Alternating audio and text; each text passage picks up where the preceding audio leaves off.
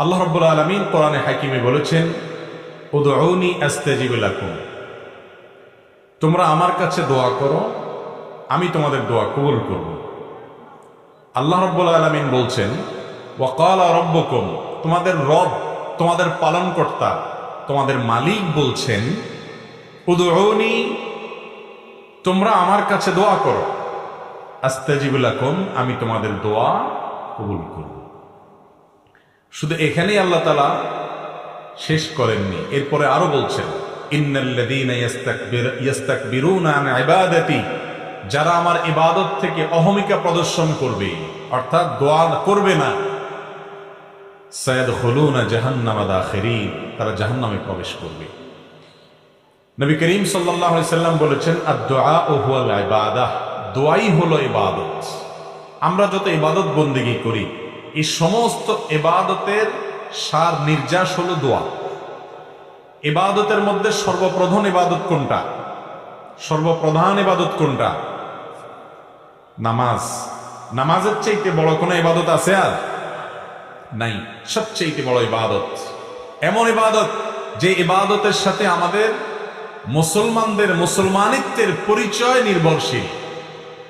ওমর রাদিয়াল্লাহু তাআলা আনহু বলেছেন, লা হাজ্জা ফিল ইসলামি লিমান তারাকাস সালাহ, যে নামাজ পড়ে না, ইসলামে তার কোনো হিস্সা নাই, কোনো অংশ ভাগ নাই। নবী করিম সাল্লাল্লাহু আলাইহি সাল্লাম বলেছেন, একজন ব্যক্তি এবং কুফর এবং শিরকের মধ্যে পার্থক্য এবং ব্যবধান হলো নামাজ। যে ব্যক্তি ইচ্ছাকৃত নামাজ ত্যাগ করে, ইচ্ছাকৃত নামাজ পড়ে না, ঠান্ডা মাথায় নামাজ নষ্ট করে, নামাজ না পড়ে বসে থাকে, অন্য কাজ করে, সে ব্যক্তি কুফরি করলো, সে ব্যক্তি কুফরিতে লিপ্ত হলো, কুফরি করলো। আমাদের দেশে তো নামাজ না পড়লেও ইমান, আমরা বলি নামাজ না পড়লে কি হয়েছে, আমার ইমান আছে। তো এই যে নামাজ প্রধান ইবাদত, সলাত, যার মূল শব্দ কোরআনের শব্দ সলাত, হাদিসের শব্দ সলাত, আমরা নামাজ বলি। এই সলাত শব্দের অর্থই হলো দোয়া। সলাতের একেবারে শুরুতে আপনি দেখেন আল্লাহর কাছে আমরা দোয়া করি, প্রথমে আল্লাহর প্রশংসা করে, সানা পড়ে, আল্লাহর গুণগান গেয়ে, এরপরে মূল কথায় যাই আমরা, ইহদিনাস সিরাতাল মুস্তাকিম।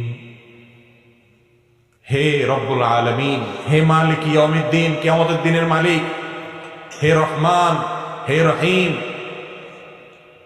আপনারই ইবাদত করি, আপনার কাছেই সাহায্য চাই, আমাদের আর যাওয়ার জায়গা নাই। তাহলে কি চাই? ইহদিনাস সিরাতাল মুস্তাকিম, আমাদেরকে আপনি সিরাতে মুস্তাকিমের পথ দেখান। আমরা সঠিক পথ খুঁজে পাই না, কোন পথে গেলে আপনাকে পাবো, কোন পথে গেলে জান্নাত পাবো, কিভাবে চললে পাবো, কোন পথে চলা উচিত না, কোনটা করা উচিত, আপনি আমাদেরকে পথ দেখায় দেন, সে পথে চালায় দেন। সিরাতাল্লাযীনা আন'আমতা আলাইহিম, যাদের প্রতি আপনার নেয়ামত এসেছে, কারা তারা? উলাইকাল্লাযীনা আন'আমাল্লাহু আলাইহিম মিনান নাবিয়্যিনা ওয়াস-সিদ্দীকিনা ওয়াশ-শুহাদা'i ওয়াস-সালিহিন ওয়া হাসুনা উলাইকা রাফীকা, যাদের নেয়ামত আল্লাহর নেয়ামত যাদের প্রতি নাজিল হয়েছে, তারা হলেন কারা? নবীগণ, সিদ্দিকগণ, শহীদগণ, আল্লাহর নেককার বান্দাগণ। তাদের পথে আপনি আমাদেরকে চালান, আমরা যেন তাদের মতো জীবন গড়তে পারি। এই যে নামাজের দাঁড়িয়ে আপনি কি করলেন? দোয়া করলেন। এরপরে রুকুতে গিয়ে আবার আল্লাহর পবিত্রতা জ্ঞাপন করলেন, দাঁড়িয়ে আল্লাহর প্রশংসা করলেন, সানা এবং গুণকীর্তন করলেন, সিজদায় গিয়ে আবার প্রশংসা করলেন, কিছু দূর আবার প্রশংসা করে এবার আবার উঠে বসে রব্বিগফিরলি ওয়ারহামনি ওয়াহদিনি ওয়াআফিনি ওয়ারফা'নি ওয়াজবুরনি ওয়ারযুকনি, বিভিন্ন ভাষ্য হাদিসে এসেছে। হে আমাদের রব, আপনি আমাকে ক্ষমা করুন, আপনি আমার প্রতি দয়া করুন, আপনি আমাকে রিজিক দান করুন, আপনি আমার ক্ষতি পূরণ করুন, আপনি আমার কোনো বিপদ হলে সেটার জন্য উত্তম বিকল্প দান করুন, আপনি আমাকে প্রশান্তি দান করুন, আপনি আমার মর্যাদা বৃদ্ধি করুন। অনেকগুলো দোয়া দুই সিজদার মাঝখানে। তাহলে লক্ষ্য করেন, নামাজের শুরুতে আল্লাহর কাছে আপনি প্রশংসা করে, গুণকীর্তন করে, সানা পড়ে, আলহামদুলিল্লাহ, আল্লাহর প্রশংসা, রব্বুল আলামিনের স্বীকৃতি দিয়ে, মালিক ইয়াউমিদ্দিনের স্বীকৃতি দিয়ে, রহমান রাহিমের স্বীকৃতি দিয়ে, তিনি ছাড়া আর কেউ নেই, আপনার যাওয়ার কোনো জায়গা নেই, সেই স্বীকৃতি দিয়ে তার কাছেই শুধু চান, সেই কথা বলে এরপরে আসল দরখাস্ত পেশ করছেন, ইহদিনাস সিরাতাল মুস্তাকিম, আল্লাহ সঠিক পথে যেন চলতে পারি। এরপরে আবার রুকুতে প্রশংসা করে, রুকু থেকে দাঁড়িয়ে আপনি সানা পড়ে সিজদা গিয়ে আল্লাহর পবিত্রতা বর্ণনা করে এরপরে পবিত্রতা বর্ণনা করার মাথা তুলে আবার দোয়া, এরপরে আবার সিজদা করে আবার দাঁড়িয়ে প্রশংসা করে দাঁড়িয়ে আবার দোয়া। এভাবে গোটা সালাতের মধ্যে দোয়া। একেবারে শেষ বৈঠকে তো পুরাটাই দোয়া, শেষ বৈঠকটা পুরাটাই দোয়া, মাঝখানে বৈঠকটা পুরাটাই দোয়া।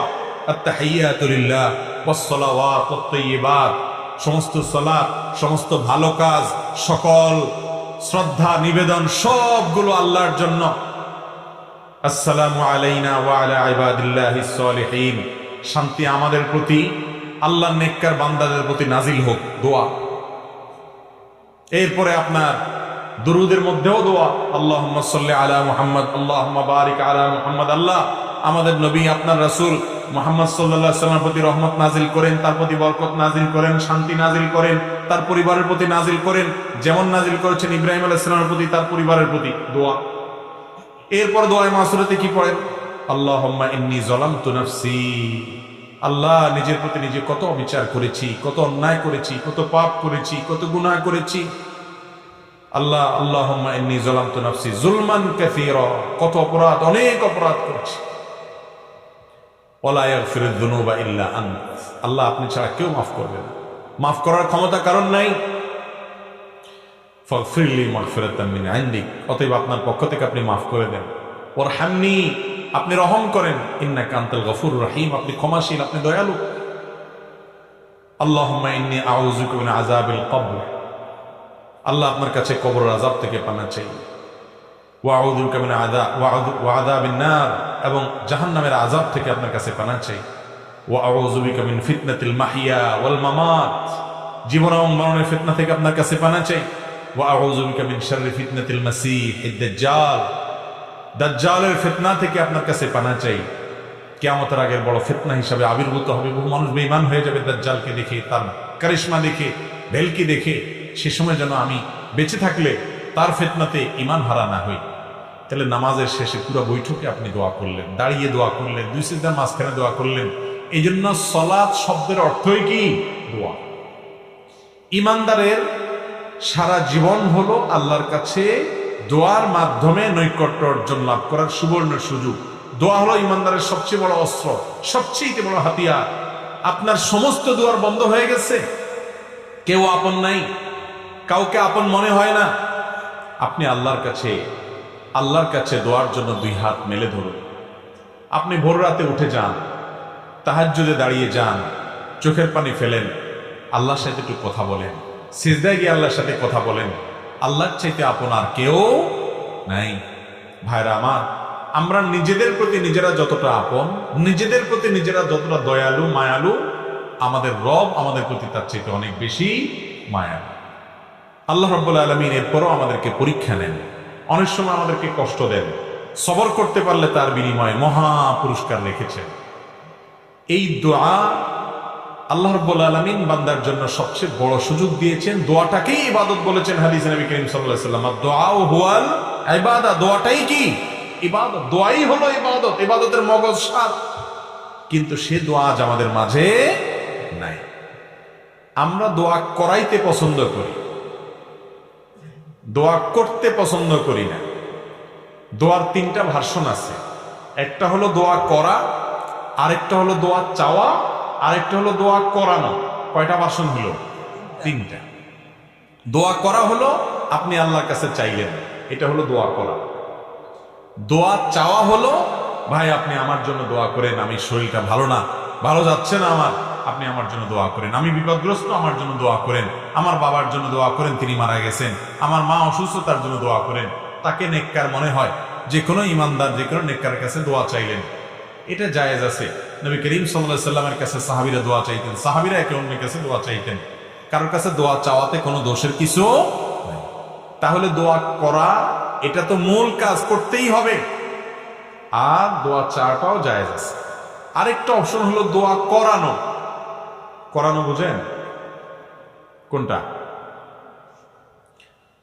করানো মানে হলো যেটাতে পয়সা খরচ হয়, সহজ বাংলায়।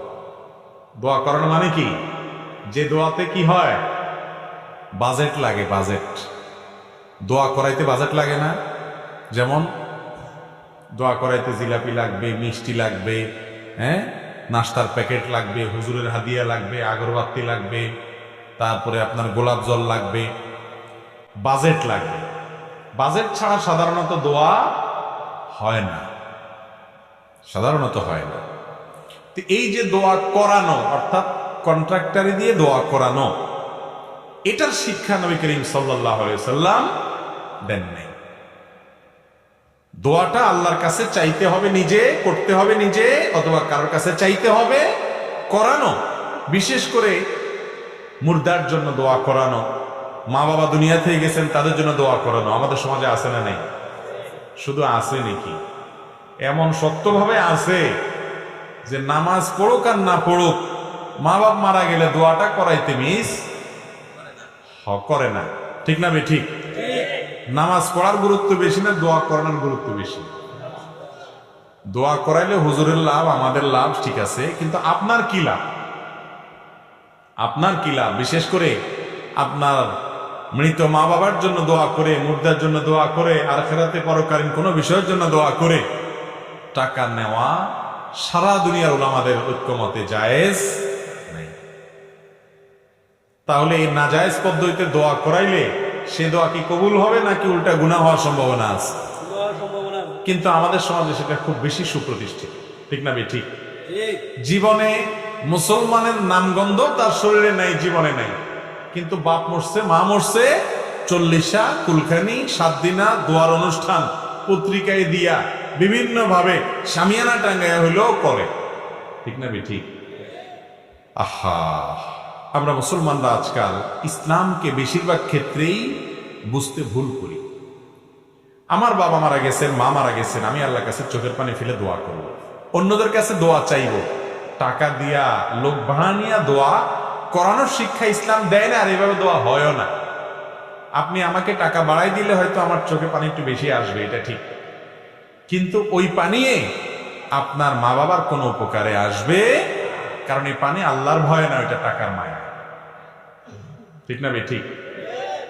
চট্টগ্রামের দিকে কোথাকার জানি একবার একটা কাগজ দেখছিলাম, দোয়ার রেট লেখা আছে, দোয়ার রেট আছে যে 50 টাকা দিলে শুধু সংক্ষেপে, শুধু হাত উঠানো নামানো, সংক্ষেপে আরবিতে দোয়া হবে শুধু। 100 টাকা দিলে কিছু সময় লাস্টিং হবে, কিছু বাংলা দোয়াও সাথে অ্যাড হবে। আর 500 টাকা দিলে জম্পেশ একটা দোয়া হবে, সেখানে চোখের পানি পড়বে, কান্নাকাটি হবে, লম্বা চড়া সময় পাবে। আপনি কোন আইটেমের দোয়া চান? দোয়ার রকম ফের আছে না নাই? ভাইরা আমার, দোয়া ইবাদতের মগজ মূল। আমরা অনেক ভাই আছি যে নামাজের পরে নবী করিম সাল্লাল্লাহু আলাইহি সাল্লাম দোয়া দুরূদ পড়তেন, জিকির আজকার পড়তেন, সম্মিলিতভাবে সাহাবীদেরকে নিয়ে দোয়া করতেন বলে কোনো হাদিস থেকে প্রমাণ পাওয়া যায় না। তিনি নামাজের পরে দোয়া দুরূদ পড়তেন। সেই মাসআলা জানার পর যে কোনো নামাজের পরে যে দোয়া কবুল হয় এটা ভুলে গেছে, জীবনের পরে আল্লাহর কাছে হাত তোলাই ভুলে গেছে। জি তো জোর করে বলন লইছিলেন, এখন থেমে গেছে। ঠিক না? ঠিক। ভাইরা আমার, আল্লাহর কাছে চাইতে যদি আমরা ভুলে যাই, এটা কি লক্ষণ ভালো না খারাপ? বহুত খারাপ, বহুত খারাপ। নবী করিম সাল্লাল্লাহু আলাইহি ওয়াসাল্লাম বলেছেন, তোমার জুতার ফিতাটা ছিঁড়ে গেছে, এটা তো কোনো ব্যাপার না আমাদের কাছে, ছোট্ট একটা ব্যাপার, তাই না? এখানেও দাঁড়িয়ে তুমি আল্লাহর কাছে দোয়া করো, আল্লাহ আমার জুতার ফিতাটা ছিঁড়ে গেছে মাবুদ, এটা একটা বিপদ, হোক ছোট বিপদ, আপনি আমাকে রক্ষা করেন। আল্লাহর কাছে সাহায্য চাইতে হবে এই ছোট্ট একটা বিষয়ের জন্য পর্যন্ত। সেখানে আমাদের জীবনে কত বড় বড় ব্যাপার আসে, আমরা আজকাল দোয়া করতে একেবারেই ভুলে গেছি। ভাইরা আমার, দোয়া নিয়ে দীর্ঘ আলোচনা আজকে আমি করব না, ইনশাআল্লাহ ভিন্ন কোনো সময় আমরা দোয়া নিয়ে পূর্ণাঙ্গ আলোচনা করব। আজকে শুধু আমি এটুকু বুঝাতে চাইছি যে আমরা উঠতে বসতে চলতে ফিরতে সর্বাবস্থায় আল্লাহ তাআলার কাছে দোয়া করব। যে আমলটা সবচেয়ে বেশি করতে হয়, সবচেয়ে পরিমাণে বেশি করা লাগে, সে আমলটাকে আল্লাহ তাআলা করাটাকে সহজ করে দিয়েছে, যাতে করে বান্দা সব সময় করতে পারে। এই জন্য আল্লাহর জিকির মুখে উচ্চারণ করবেন বা মনে মনে করবেন, এটার জন্য কি ওযু শর্ত? না।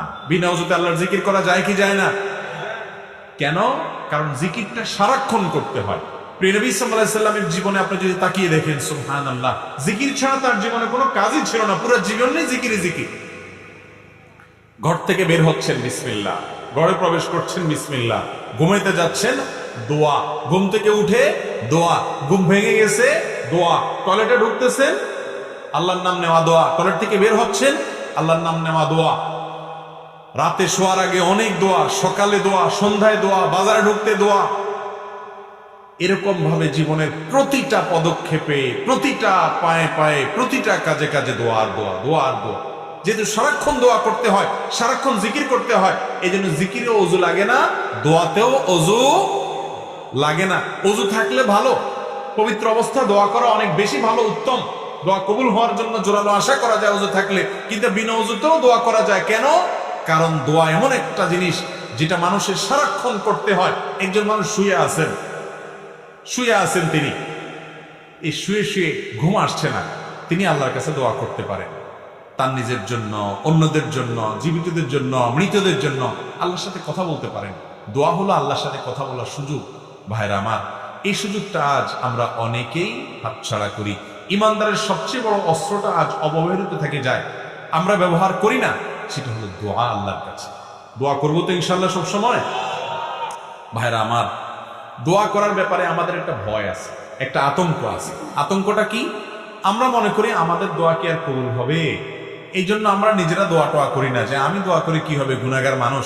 হুজুরদের 20, 50, 100, 200, 500, 1000 টাকা দিলে হুজুর দোয়ার মায়ের পেজগুলো ভালো জানেন, কত সুন্দর ছন্দের তাল মিলায় মিলায়, সুর দিয়া দিয়া, হ্যাঁ, কবিতার সাথে আপনার সুন্দর করে গোছায় গোছায় হুজুর দোয়া করেন। আমি তো এত মায়ের পেজ দিয়ে দোয়া করতে জানি না। এই কারণে আমাদের অনেক ভাই বোন নিজেরা আল্লাহর কাছে দোয়া করা থেকে মাহরুম থাকেন, বঞ্চিত থাকেন। ঠিক না বেঠিক? ভাইরা আমার, আল্লাহ তাআলার কাছে দোয়া কবুলের জন্য খুব মায়ের পেজ দিয়ে, খুব আপনার সুন্দর গোছানো ভাষা দিয়ে, খুব আবেগ সৃষ্টি হয় সেরকম সুরের তালে তালে, ছন্দের তালে তালে দোয়া করতে হবে, এমন কোন শর্ত কোরআন হাদিসের কোথাও বলা হয় নাই। দোয়া কবুলের জন্য মূল যে বিষয়টা লাগবে সেটা কি? নবী করিম সাল্লাল্লাহু আলাইহি সাল্লাম বলেছেন, লা ইয়াজালু ইস্তাজাবু লিল আবদ, বান্দার দোয়া ততক্ষণ পর্যন্ত কবুল হতেই থাকে, কখনো দোয়া ফেরত দেওয়া হয় না। মা লাম ইয়াদউ বিইসমিন আও কাতিআতি রাহমিন, যদি কোনো পাপের দোয়া না করে, অন্যায় কাজের জন্য দোয়া করে, আল্লাহ আমি যেন এই আকামটা করতে পারি, তৌফিক দান করো, এরকম যদি দোয়া না করে, আর আত্মীয়তার বন্ধন ছিন্ন করার জন্য দোয়া যেন না করে, আল্লাহ অমুকের চেহারা যেন আমি আর না দেখি, তার সাথে আমার কোনো সম্পর্ক যেন না থাকে, আত্মীয় স্বজনের সাথে এরকম সম্পর্ক ছিন্ন হওয়ার মতো খারাপ দোয়া যদি না করে, পাপের কোনো অপরাধ কাজের জন্য আল্লাহর কাছে যদি দোয়া করার স্পর্ধা না দেখায়, আত্মীয়তার সম্পর্ক ছিন্ন করার যদি দোয়া না করে, এবং তাড়াহুড়ো যদি না করে, এই 3 কাজ যদি করে, বান্দার দোয়া আল্লাহ অবশ্যই কবুল করেন। আরেকটা সম্পূরক শর্ত হলো দোয়া কবুলের জন্য হালাল উপার্জন। যার উপার্জন হালাল, যার দেহ গঠিত হয়েছে হালাল খাদ্য দ্বারায়, আল্লাহ তাআলা তার দোয়া ফেরত দেন না। আপনি দোয়া করতে চান, হালাল উপার্জনটার দিকে খেয়াল রাখেন। দোয়ার শুরুতে আল্লাহর প্রশংসা করেন, নবী করিম সাল্লাল্লাহু আলাইহি ওয়াসাল্লাম দরুদ প্রেরণ করেন, আল্লাহ আপনি তার প্রতি রহম করেন, এভাবে দোয়া করেন। এরপরে যত বৈধ চাওয়া আছে সেগুলো পেশ করেন। দোয়া করে শেষ করার পর কবুল হলো না কেন, দোয়া এখনো কবুল হয় নাই, অস্থির হবেন না। যদি অস্থির হন, তাড়াহুড়া করেন, তাহলে সেই দোয়ার কোনো লাভ আপনি পাবেন না। দোয়া কবুলের 3টা ধাপ আছে ভাই। একটা ধাপ হলো আপনি যে জিনিসটা চাইছেন হুবহু সেই জিনিসটাই পেয়ে গেলেন, এটা একটা। আরেকটা হলো যে জিনিসটা চাইছেন সেই জিনিসটা পাইলেন না, তাহলে কি পাইলেন? অন্য আরেকটা পাইলেন। অন্য যেটা পাইছেন সেটা আপনার আল্লাহর কাছে চান নাই। অনেক সময় সন্তান, ছোট বাচ্চারা মা বাবার কাছে যেটা চায়, তার চাইতে দরকারি জিনিসটা তার দরকার আছে, সে বুঝে না, তখন মা বাপ ঠিকই যেটা দরকার সেটা দিয়ে দেয়। ঠিক না ঠিক? ঠিক একইভাবে আমরা আল্লাহর কাছে একটা জিনিস চাই, অনেক সময় মনে করি এটা পাইলে মনে হয় সুখের সাগরে ভাসবো, এর চাইতেও দরকারি একটা জিনিস আমার দরকার, সেটা আমার মাথায় নাই। আল্লাহ তাআলা দেখা যায় আমার ওই দোয়াটা কবুল না করে, অর্থাৎ যেটা চাইছি সেটা না দিয়ে তার চেয়ে দরকারি একটা দেয়। এটাও এক প্রকারের দোয়া কবুল। দোয়া কবুলের 3 নম্বর ধাপ হলো আমরা আল্লাহর কাছে দোয়া করলাম, দুনিয়াতে কিছুই পাবো না, কিন্তু এই দোয়াটার বিনিময়ে আখিরাতে একটা পুরস্কার জমা হবে। ওই পুরস্কার পাওয়ার পরে বান্দা বলবে, আল্লাহ দুনিয়াতে কোনো দোয়া কবুল না হয়ে আজকে যদি সবগুলোর জন্য সওয়াব পাইতাম তাহলে সেটাই আমার জন্য বেটার হতো, ভালো হইতো। দুনিয়ার দোয়া যে কবুল হয়েছে সেটা তো মৃত্যুর সঙ্গে সঙ্গে দোয়ার যে উপকারিতা শেষ, আখিরাতে যেটা জমা আছে এটা তো অনন্ত অসীম কাল পর্যন্ত আমি ভোগ করতে পারবো। এই জন্য ইমানদার দোয়া করার পর কবুল হইল না কেন, দেরি হইল কেন, কবুল হচ্ছে না কেন, অস্থির হবে না, নিরাশ হবে না। দোয়া এই কথা চিন্তা করে যে কবুল হয় না, তাহলে এরকম যদি দোয়া করতে থাকে, আস্থা থাকে যে দোয়া কখনো বিফলে যাবে। আপনার যদি হালাল উপার্জন থাকে, আপনি যদি হালাল ভক্ষণ করে দোয়া করেন, আপনি যদি আল্লাহর কাছে হারাম কোনো দোয়া না করেন, আপনি যদি দোয়া করার পরে হুলস্থুল না করেন কবুল হলো না কেন এই কথা বলে, আপনি যদি আল্লাহর কাছে কায় মনোবাক্যে অন্তরের গভীর থেকে বিনয়ের সাথে, মনোসংযোগের সাথে, খুশুর সাথে, আন্তরিকতার সাথে আল্লাহর কাছে যদি দোয়া পেশ করেন, দোয়াতে যদি নবী সাল্লাল্লাহু আলাইহি ওয়াসাল্লাম দুরূদ পেশ করেন, আল্লাহর প্রশংসা করেন, আপনার ওই দোয়া গুলি মিস হলেও মিস হওয়ার কোনো কারণ নাই। আপনি দোয়ার উপকারিতা বা ধাক্কা অনেক সময় অনেক পরে দেখবেন, অনেক পরে দেখবেন। আল্লাহর বিভিন্ন নবী রাসূলদের দোয়ার কথাই কোরআনে আছে। আল্লাহ রাব্বুল আলামিন উল্লেখ করেছেন, হয়তো কখনো কেউ দোয়া করেছেন কবুল হয়েছে অনেক পরে এসে, আছে না নাই? আমরাও নিজেরা যখন দোয়া করি খেয়াল করবেন, শেখ শাহরবি রাহিমাহুল্লাহ তিনি একটি কথা বলতেন যে আমরা অনেক সময় দোয়া করার পর দেখা যায় দোয়া করছি আরো 10 বছর আগে, এরপরে আমি ছেড়েও দিছি দোয়া, ভুলেও গেছি দোয়া যে করছি, 10 বছর পরে সেই জিনিসটা পেয়ে গেছি যেটা আমি 10 বছর আগে আল্লাহর কাছে চাইছিলাম। এরকম অনেক সময় হয় কি হয় না? আমরা ভুলে যাই কিন্তু আমাদের মালিক ভুলেন না। এই জন্য বুদ্ধিমান ইমানদার দোয়া করতে থাকবে, দোয়া করতে থাকবে। বড় দামি জমি অ্যাসেট আছে, এই অ্যাসেটটা কেউ বেদখল করে রাখছে, ঝামেলা করছে, কোনোভাবে সমাধান করতে পারছেন না, বিভিন্ন জায়গায় গেছে, তাবিজ কবজ অনেক কিছু অনেকে দিচ্ছেন কিন্তু উপকারে আসেনি। তো স্যার রাহিমাহুল্লাহর বক্তব্য বলেছেন যে আমার কাছে একবার এসে বলেছেন যে আপনি একটু বলেন তো কি আমল করব। তো স্যার তাকে শিখাই দিলেন যে আপনি তাহাজ্জুদের সময় উঠবেন, আল্লাহর কাছে সুন্দর করে 2 রাকাত করে লম্বা সময় নিয়ে ধীরে ধীরে রুকু সিজদা বড় করে করে আপনি একটু নামাজ পড়বেন।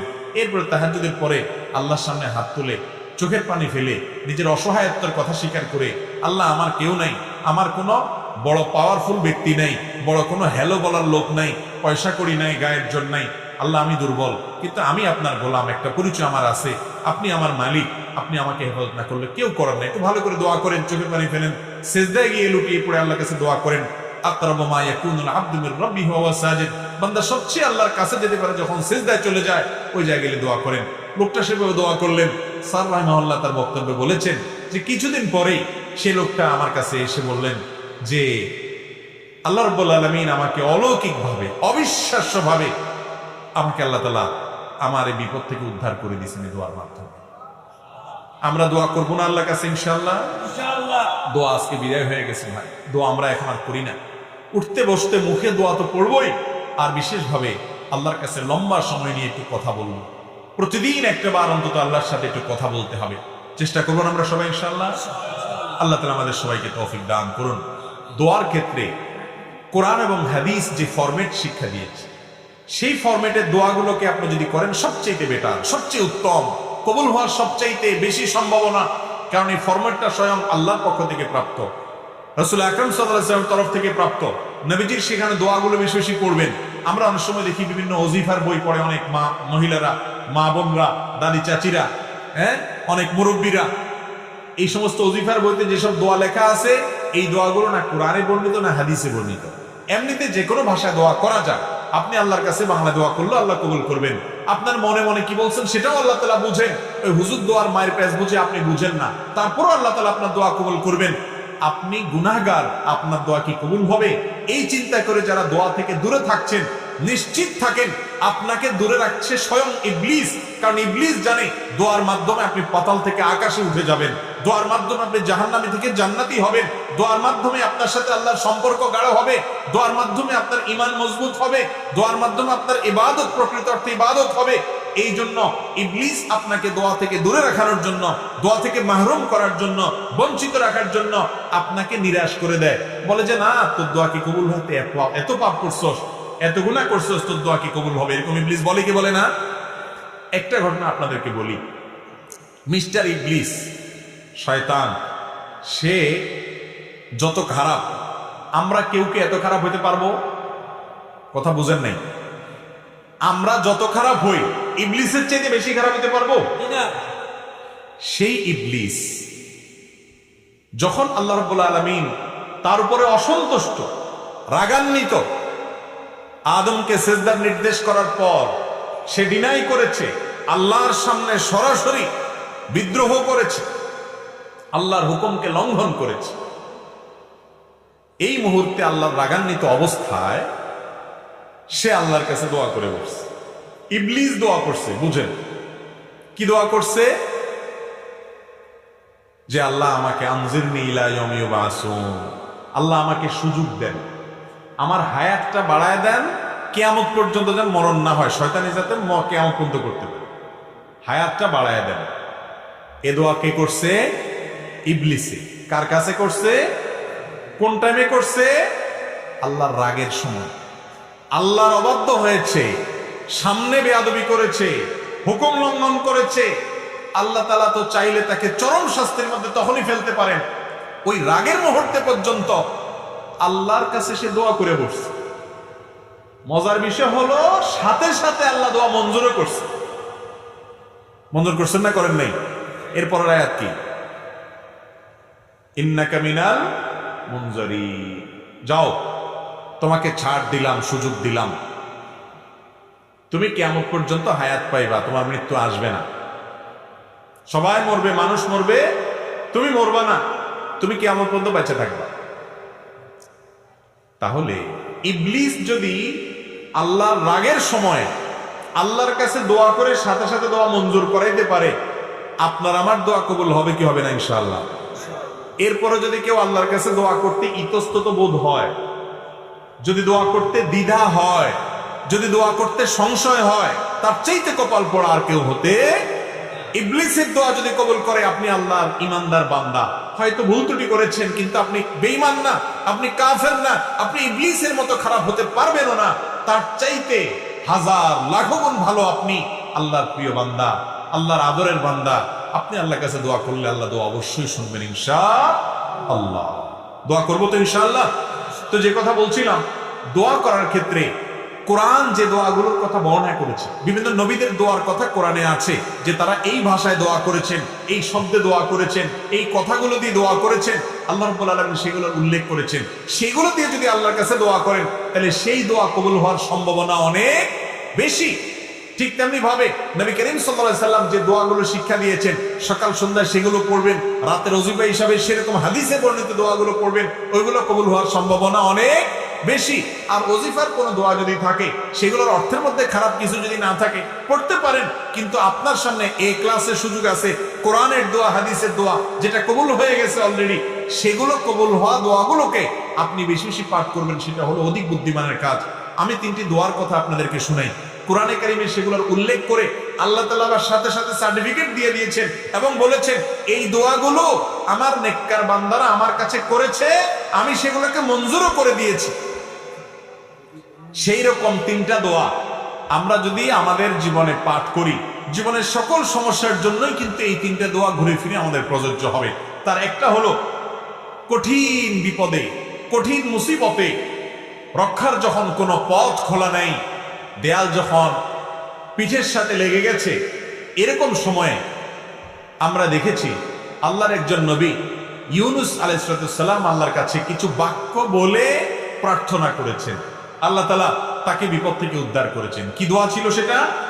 ফানাদা ফিজ যুলুমাত, মাছের পেটে থেকে, অন্ধকারের মধ্যে থেকে, যেখানে মৃত্যু সুনিশ্চিত, সেই জায়গায় তিনি অবস্থায় আল্লাহর কাছে দোয়া করেছেন, আল্লাহ ইলাহা ইল্লা আনতা সুবহানাক ইন্নী কুনতু মিনাজ জালিমিন।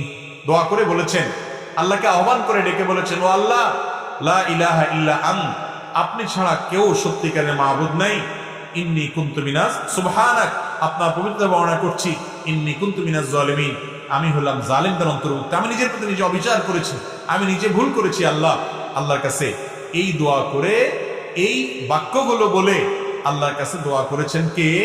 ইউনূস আলাইহিস সালাম। লা ইলাহা ইল্লা আনতা সুবহানাকা ইন্নী কুনতু মিনাজ জালিমিন। আল্লাহ তাআলা এই দোয়া উল্লেখ করার পর বলছেন, ফাস্তাজাবনা লা, ওয়া নাজ্জাইনাহু মিনাল গাম। এই দোয়া করার পর আমি তার ডাকে সাড়া দিয়েছি, ইউনুসের ডাকে সাড়া দিয়েছি এবং তার বিপদ থেকে তাকে উদ্ধার করেছি। এর পরের অংশটা বেশি গুরুত্বপূর্ণ আমাদের জন্য। এরপরে আল্লাহ বলছেন ওয়াকাযালিকা নুনজিল মুমিনিন, যেভাবে ইউনুস আলাইহিস সালামকে রক্ষা করেছি একইভাবে ঈমানদারদেরকে, কিয়ামত পর্যন্ত আগত ঈমানদারদেরকে বিপদ থেকে রক্ষা করব এই দোয়ার মাধ্যমে। কোন দোয়ার মাধ্যমে? দোয়া ইউনুসের মাধ্যমে। যে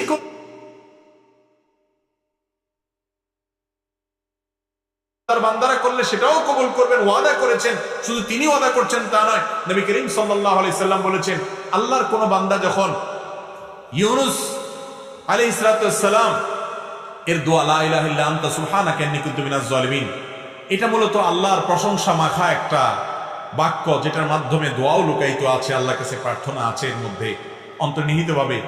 এই বাক্যের মাধ্যমে যে ব্যক্তি দোয়া করে, নবী করিম সাল্লাল্লাহু আলাইহি সাল্লাম বলেছেন, সে দোয়া কবুল না হয়ে পারে না। তাহলে যে কোনো বিপদ আপদে কোরআনের একটা কবুল হওয়া দোয়া আপনি পাঠ করতে পারেন, সেটা হলো ইউনুস আলাইহিস সালামেরটা। সেই বাক্য হলো আল্লাহকে ডেকে বলবেন, ও আল্লাহ লা ইলাহা ইল্লা আনতা সুবহানাকা ইন্নী কুনতু মিনাজ জালিমিন। মানুষের জীবনে আরেকটা বড় সমস্যা হলো অসুখ বিসুখ, দুরারোগ্য ব্যাধি, এমন মুসিবত, এমন অসুখ যে অসুখ থেকে আরোগ্য লাভের কোনো উপায় আমরা খুঁজে পাচ্ছি না। সাধারণ চিকিৎসা আমরা গ্রহণ করব, সুন্নাত নবী করিম সাল্লাল্লাহু আলাইহি সাল্লাম বলেছেন তোমরা চিকিৎসা গ্রহণ করো, রোগ হলে ঔষধ সেবন করো। আপনার কোন দুষ্ট জিনের প্রভাব যদি আপনার মধ্যে হয়ে থাকে বলে প্রমাণিত হয়, তাহলে আপনি কোরআন হাদিসের আলোকে ঝাড়ফুঁক করেন, ঠিক আছে, এগুলা গ্রহণ করেন। তবে মূল কাজ ওই আসল জায়গায় দরখাস্ত করে রাখেন, কারণ মঞ্জুর হবে সেখান থেকে।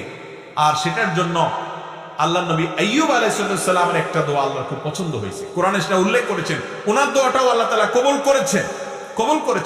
তিনি কি বলেছেন? তিনি বলেছেন আন্নী মাসসানিয়াদ দুররু ওয়া আনতা আরহামুর রাহিমিন। তার অসুখটা ছিল অনেক মারাত্মক অসুখ, অনেক কষ্টের অসুখ, যে অসুখের কারণে তার কষ্টের শেষ সীমানায় তিনি পৌঁছে গেছেন। এত কষ্ট, এত যন্ত্রণা, এত অসুখ, এটা থেকে রক্ষার জন্য তিনি বলেছেন রব্বি আন্নী মাসসানিয়াদ দুর, ও আল্লাহ আমার কষ্ট আমাকে পেয়ে বসেছে, কষ্ট পেয়ে বসেছে, আমার অনেক কষ্ট আল্লাহ, অনেক অসুখ। ওয়া আনতা আরহামুর রাহিমিন, অথচ আপনি সকল দয়ালুদের মধ্যে শ্রেষ্ঠ দয়ালু, অর্থাৎ আমার প্রতি রহম করেন। এটা বলার পর আল্লাহ বলছেন ফাস্তাজাবনা লাহু ফাকাশাফনা বিহি মা বিহি মিন দুর। এই দোয়া করার পর আমি তার দোয়া কবুল করেছি এবং তার বিপদকে দূর করেছি। তাহলে অসুখ বিসুখ হলে আইয়ুব আলাইহিস সালামের দোয়াটা করবেন। সেটা কি? আন্নী মাসসানিয়াদ দুররু ওয়া আনতা আরহামুর রাহিমিন, তোমার রব্বি আন্নী মাসসানিয়াদ দুররু ওয়া আনতা আরহামুর রাহিমিন। হে আল্লাহ আমার অসুখে পেয়ে বসেছে, অনেক কষ্ট হচ্ছে, আপনি আরহামুর রাহিমিন, আপনি সবচেয়ে বড় দয়ালু। মুস্তাদরাকে হাকিমে একটা বর্ণনা পাওয়া যায়, সেই বর্ণনা সম্পর্কে মুহাদ্দিসরা অনেকে দায়ীফ বলেছেন, কিন্তু বর্ণনার যে মূল মর্ম সেটা ঠিকই আছে, বিশুদ্ধ বিভিন্ন হাদিসের আলোকে বর্ণিত, এই আয়াতের আলোকে বর্ণিত। তা হলো বান্দা যখন আল্লাহর কাছে হে আরহামুর রাহিমিন এরকম বলে এরপরে চায়, মনের চাওয়াগুলো পেশ করে, গোছায় বলতে না পারলেও আল্লাহ কবুল করবেন। আপনি কিছু না বলতে পারেন, শুধু কাঁদেন আর মনে মনে আল্লাহকে বলেন আল্লাহ আলিমুম বিজাতি সুদূর, মনের খবর রাখেন, দোয়া কবুল হবে ইনশাআল্লাহ। নিজেরা দোয়া করতে হবে ভাই। আপনার ঘরবাড়ি উদ্বোধন করবেন, গাড়ি উদ্বোধন করবেন, যাই করবেন, সব কিছুতে ওই দোয়ার জন্য হুজুর ভাড়া করতে হবে, এই নির্দেশ কোরআন হাদিস কোথাও দেয় নাই। বরং আলেমদের কাছে দোয়া চাইবেন, ঠিক আছে, কিন্তু নিজের দোয়াটা নিজে আল্লাহর কাছে পেশ করবেন। চেষ্টা করবো না ইনশাআল্লাহ। আরেকটা দোয়া হলো নিঃসন্তান মানুষের দোয়া, সন্তান হচ্ছে না, আল্লাহর কাছে এই কষ্ট দূর করার জন্য আপনি দোয়া করলেন। তো কোরআনে একটা মাকবুল, মুস্তাজাব, আল্লাহর কাছে কবুল হওয়া গ্যারান্টেড দোয়ার নজির আমরা পাই। আল্লাহ নবী জাকারিয়া আলাইহিস সালাম তিনি আল্লাহর কাছে দোয়া করেছেন, কি বলে? ওয়া জাকারিয়া ইয নাদা রাব্বাহ রব্বি লা তাযারনি ফারদা ওয়া আনতা খায়রুল ওয়ারিসিন। আর জাকারিয়া আলাইহিস সালাম তিনি আল্লাহকে ডেকে বলেছেন রব্বি, আমার রব, লা তাযারনি ফারদা, আমাকে একা রাখেন না, ছেলে নাই, মেয়ে নাই, নিঃসন্তান, এরকম একা রাখিয়েন না, ওয়া আনতা খায়রুল ওয়ারিসিন। আল্লাহর কাছে এরকম দোয়া করেছেন। আল্লাহ বলেছেন ফাস্তাজাবনা লাহু, এই দোয়া করার পর আমি তার দোয়া কবুল করেছি। ওয়াহাবনা লাহু ইয়াহইয়া, এরপরে এই দোয়ার মাধ্যমে আমি তাকে ইয়াহইয়া নামক সন্তান দিয়েছি।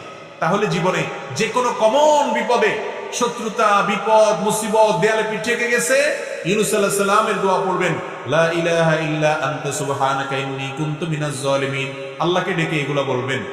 আর অসুখ বিসুখ হচ্ছে, দুরারোগ্য ব্যাধি অথবা যে কোনো রোগ হয়েছে, ছোট হোক বড় হোক, আইয়ুব আলাইহিস সালামের দোয়া করবেন, আন্নী মাসসানিয়াদ দুররু আনতা আরহামুর রাহিমিন। আর